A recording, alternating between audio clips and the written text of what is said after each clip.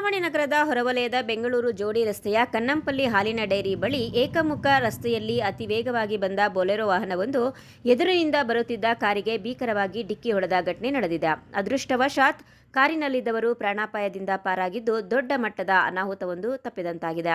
ಇಂದು ಸಂಜೆ ವಾಹನ ದಟ್ಟಣೆ ಜನನಿಬಿಡ ರಸ್ತೆಯಲ್ಲಿ ಈ ಅಪಘಾತ ಸಂಭವಿಸಿದೆ. ಸಂಚಾರಿ ನಿಯಮಗಳನ್ನು ಗಾಳಿಗೆ ತೂರಿ ಏಕಮುಖ ರಸ್ತೆಯಲ್ಲಿ ತಪ್ಪು ದಿಕ್ಕಿನಿಂದ ಅತಿ ವೇಗವಾಗಿ ನುಗ್ಗಿದ ಬೊಲೆರೋ ವಾಹನ ತನ್ನ ಪಥದಲ್ಲಿ ಸರಿಯಾಗಿ ಬರುತ್ತಿದ್ದ ಕಾರಿನ ಹಿಂಭಾಗಕ್ಕೆ ನೇರವಾಗಿ ಡಿಕ್ಕಿ ಹೊಡೆದಿದೆ.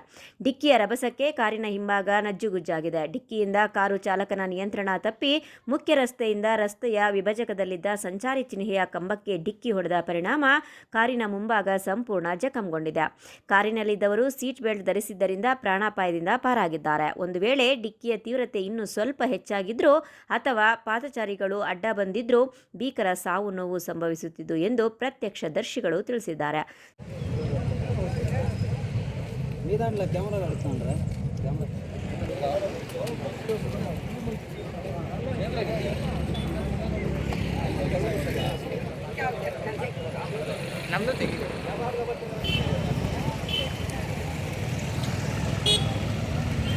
ಸದ್ಯ ಕಾರಿನ ಮಾಲೀಕರಾದ ಚಿಂತಾಮಣಿ ಸಾರ್ವಜನಿಕ ಆಸ್ಪತ್ರೆಯ ವೈದ್ಯರಾದ ಡಾಕ್ಟರ್ ಅವಿನಾಶ್ ಮತ್ತು ಅವರ ಸ್ನೇಹಿತರೊಬ್ಬರು ಇದ್ದು ಅವರಿಗೆ ಸಣ್ಣ ಪುಟ್ಟ ಮೂಗೇಟುಗಳಾಗಿ ಅಪಾಯದಿಂದ ಪಾರಾಗಿದ್ದಾರೆ.